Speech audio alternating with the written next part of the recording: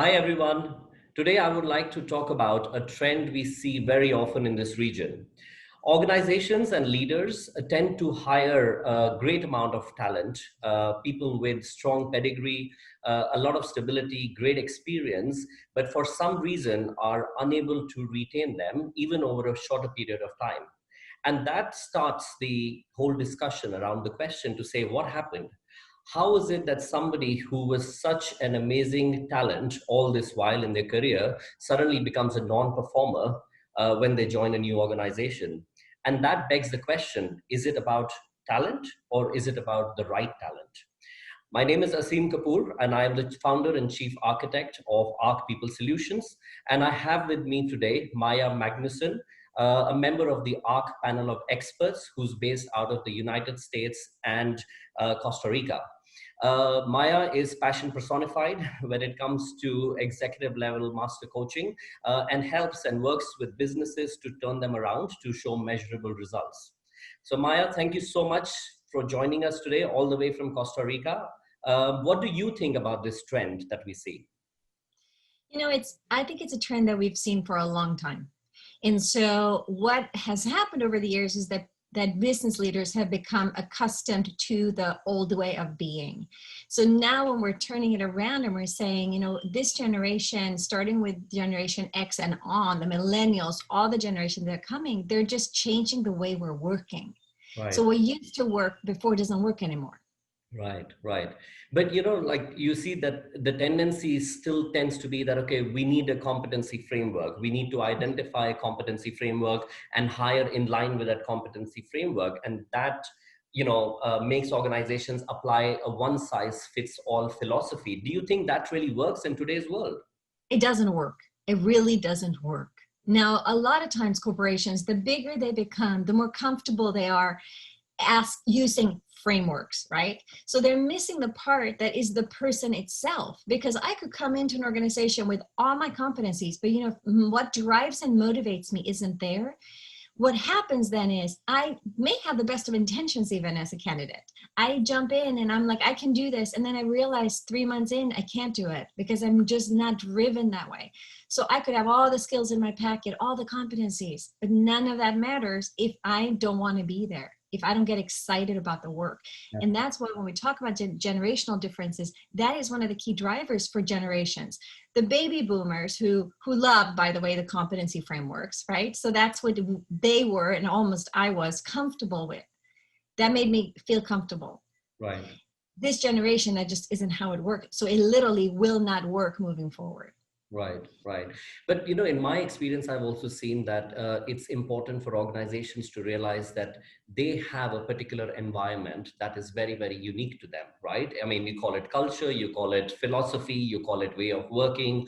It is something that really defines them, but I don't see many organizations making that effort to actually define what success means for them in line with that in line with that culture or that environment.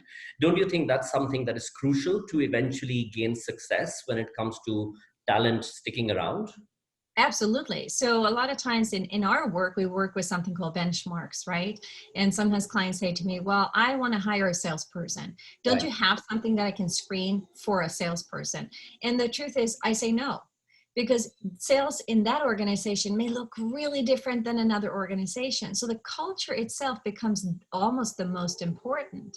Right. So in our team, for example, when I look at the team that we have, I think about what kind of people really, really work for us. What do they have to be driven by in order for them to be happy at our organization, right? Right.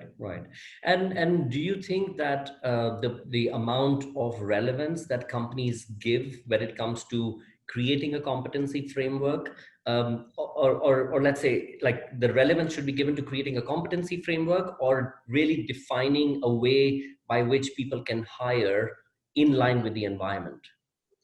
If I had to pick the two, environment is number one. Yeah. Right? We always say people don't leave their jobs because they don't like what they do. They leave it because the environment isn't the right fit for them. Right. If you think about yourself, why we have left organizations in the past, I remember out of school, out of university, I had a great job that was all in alignment with what I was supposed to like. And I had a little card that I had to swipe every day to come into work, and I had to swipe it to go to lunch, and I had to swipe it to go to the restroom. I lasted 1 year. I mean, and that was hard. I tried really hard because that isn't the kind of environment that I thrive in. The job was great. My boss was awesome. But I left, and I was a high performer. Yeah. And I mean, again, we tend to hire what we see, right? I mean, as a candidate, there's obviously the halo and horn effect. You look at the background, you look at the experience, you look at the candidate personality itself. You're like, wow, this is the candidate I want. And what you see is obviously the behaviors that they show.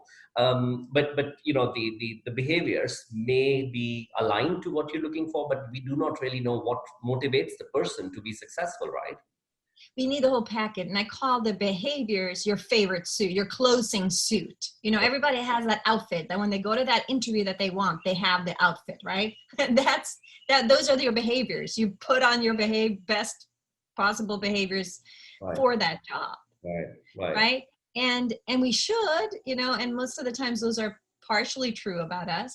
What I think is really much more important is that we have the whole packet. We have somebody's behaviors, their motivators, their competencies, their way of thinking. So we can have honest conversations, because ultimately everybody wants a job, but what we really want is a place where we can thrive. Great. I think that's brilliantly said. I think a place where people can thrive, where talent can grow, and it is in line with their, internal, beliefs and everything. I think that would be an ideal fit for any person to grow, isn't it? Yeah, right. And that's where we last. That's where retention comes in, right? So what happens is, if we haven't, as an organization, if we haven't thought through really what we're looking for, really who we are. What I see a lot in my work is I see companies create value statements. This is who we are. Right. Those value statements is who they want to be, not what the environment actually is. So imagine then we hire to those values and competencies. The candidate comes in and it's not what they get. Right. Correct. So starting as organizations, figuring out who they really are versus who they would like to be is really important. Right. And that definition can change as the organization evolves and kind of achieves milestones and becomes more and more, towards that dream or that eventual vision that they want to achieve. So that can keep changing, right, over a period of time. So one experience is we had a client who had their core values, and they were, one of them was collaboration. Right. Another one was honesty. So don't get me started on some of these, right? Because they were really hard to define. Then they had a new CEO, and his was flexibility, agility, like all kinds of different values. So all of a sudden the whole organization needed to get on board, but you hired people who are collaborators and, honest and supportive.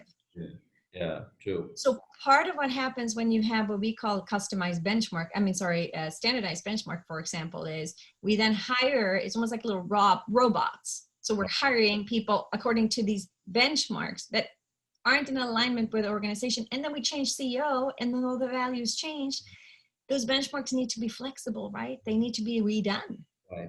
And this is a trend that you see very often in this region as well. I'm sure in other parts of the world that, one expects that if a new leader will come in, there will definitely be a full reshuffle and there will be a full change. Although nobody really knows why it happens, but I everybody's got that inherent fear. Nobody kind of looks forward to a new leader coming on board saying, okay, now he's going to take us to the next level. First comes a fear factor saying, oh my God, my job is in jeopardy.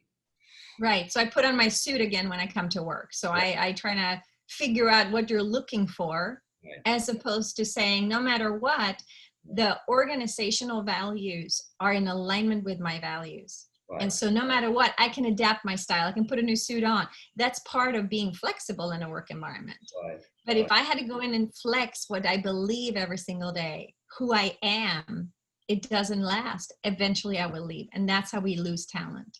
Yeah. Absolutely. Well, for everybody who's listening into this, Maja and I would really like to hear your thoughts as well. So please drop in a line or get in touch with us and let's talk. And Maja, thank you so much for being here. I think that was really insightful. And I really thank you for taking the time to connect with us. You're welcome. Good luck. Take care. Bye.